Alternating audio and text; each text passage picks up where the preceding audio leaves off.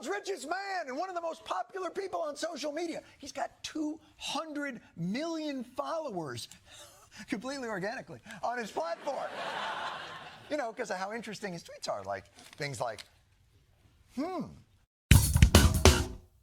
When we talk about election interference, does that necessarily mean pulling out pallets of ballots from underneath tables and running them multiple times? Does that mean placing drop boxes in places that are unsecure and unmonitored? Or does it simply mean the media going to bat for one side blatantly for everyone to see? And that, of course, is what's on display here. Jon Stewart's going to make the case that Elon Musk is now doing the same election interference as other notable figures. Let's go ahead and check out this segment. But before we do, please like and comment so we can get through the algorithms. Here we go. Former President Trump alleging Facebook CEO Mark Zuckerberg will try to unlawfully influence the 2024 election, writing, if he does anything illegal this time, he will spend the rest of his life in prison.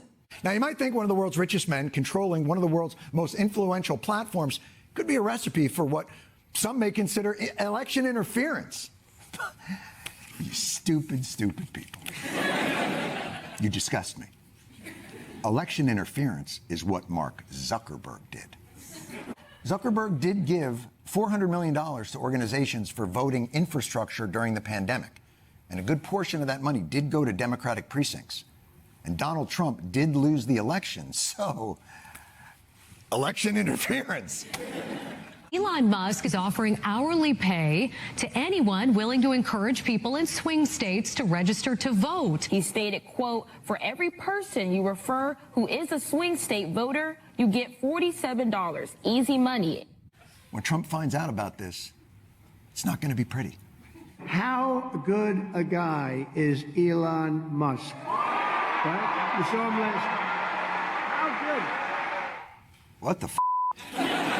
Wait, that's not election interference because he's for you? No, Jon Stewart, we don't call it election interference because it's for Donald Trump. We call it election interference because Mark Zuckerberg himself came out and said that the White House and the FBI influenced him to take down stories that would have affected the Joe Biden campaign. Not to mention, they were censoring people from talking about the actual election itself. They were censoring people from talking about COVID and all the byproducts of that. They were censoring people for having political opinions, kicking them off platforms, banning them permanently. That's what was happening. That was the election interference, right? If you're a billionaire, you can have an opinion. And if you own a huge tech company, you can still have an opinion. But the problem comes when you let your personal political beliefs override the ability for everyone else to make their personal political beliefs. And that is not what Elon Musk is doing. Freedom of speech only is relevant when people you don't like say things you don't like. Otherwise, it has no meaning. So, Don, you love censorship, is what you're saying.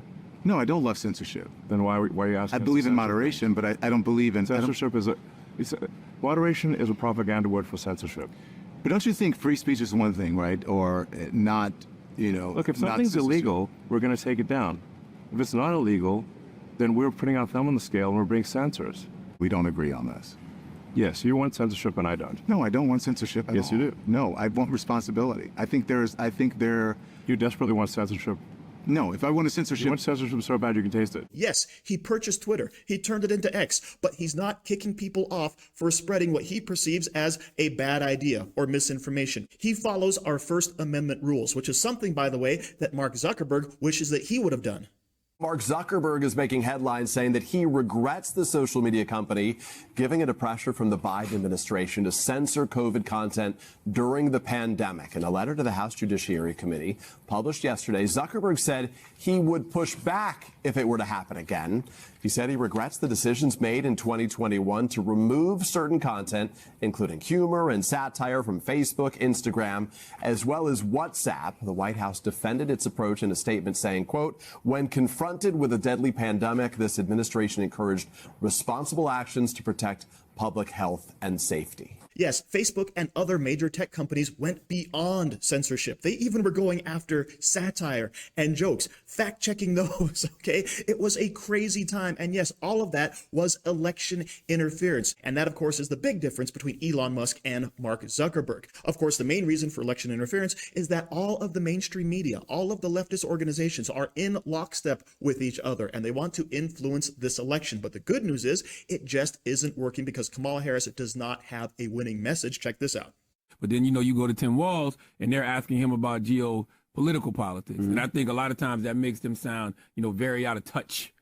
That makes them sound very out of touch to what's actually going on right here in America. We're talking about things that's happening overseas and not talking about what's here. You'll listen to a lot of reporters and they'll be talking to Trump or J.D. Vance and they'll be talking to them about things that are happening right here in America. Because it is an election season right here in America. So it's so many things that we care about here, right? So it's always America first. Because people they live in it. Exactly. Because you saw what happened in North Carolina. As soon as you, I think this weekend they announced how much money they were sending to, I think it was Lebanon. People got outraged. They was like, yo, what about us right here in North Carolina?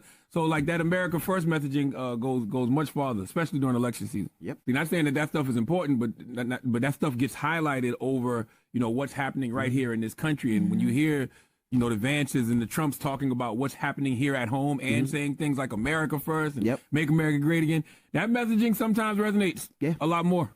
Absolutely. Not sometimes, it does resonate a lot more. This is why the left always has to put their thumb on the scale. This is why they love censorship. This is why they have election interference, because the messaging from the right is always popular. It's always powerful. And in the case of MAGA, that's been proven over and over again and recognized here again by Charlamagne. All right. So thank you for watching. Don't forget to like, share, comment, subscribe, and stay safe out there, people, because they're coming after you.